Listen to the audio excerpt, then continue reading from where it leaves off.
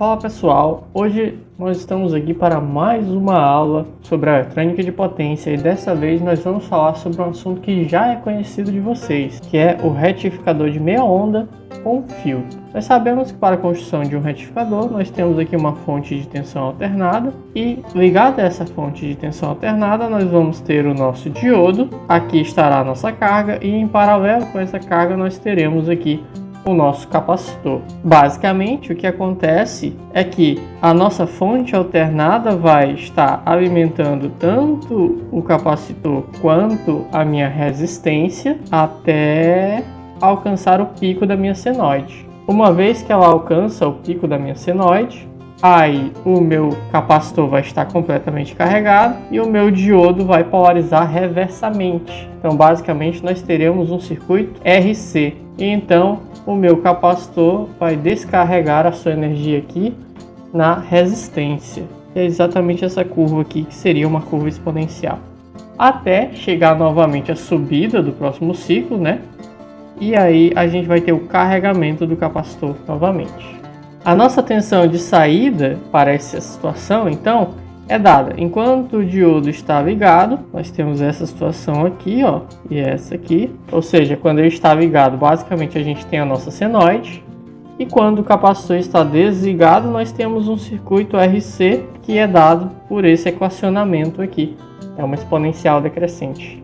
E o nosso interesse, gente, é saber o valor desse ângulo alfa que nós temos aqui, que é justamente o instante em que nós teremos a condução de corrente pelo nosso diodo. Então vocês podem observar aqui facilmente que esse ângulo alfa nada mais é do que o ponto de encontro da minha exponencial com a subida aqui, ó, da minha senoide. Dá exatamente o ponto de encontro. Então, o que nós podemos fazer para encontrar esse ângulo alfa é igualar esses dois equacionamentos. Nós temos aqui de um lado a nossa senoide e do outro lado a nossa exponencial.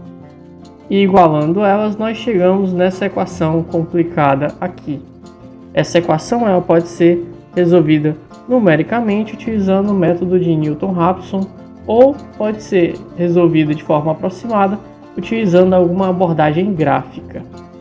Mais para frente a gente vai trazer aí métodos para resolver essa equação mais facilmente e traga até uma tabelinha para vocês quando falarmos do retificador de onda completa.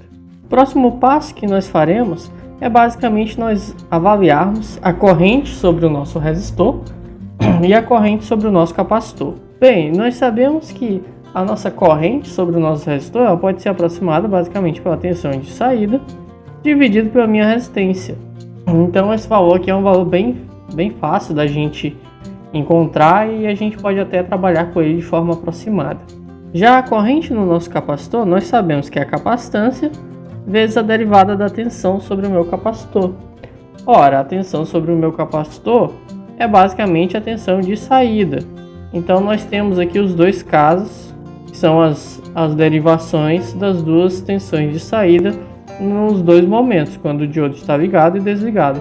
Então já fica aí uma tarefinha para vocês, que é derivar essas equações aqui para chegar no equacionamento da corrente no capacitor.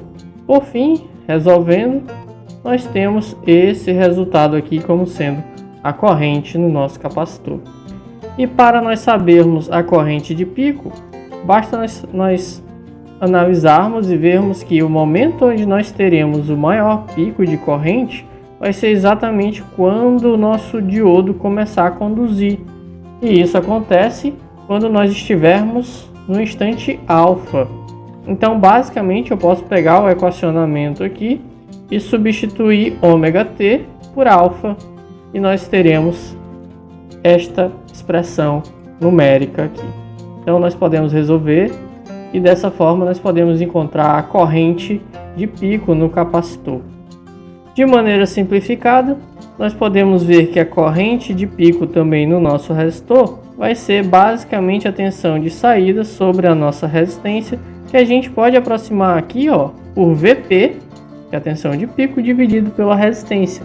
Pois se a nossa capacitância for grande o suficiente, a gente basicamente vai ter um ripple aí baixo. Dessa forma, nós temos que a corrente de pico que passa pelo diodo é a corrente de pico do capacitor, mais a corrente de pico do meu resistor.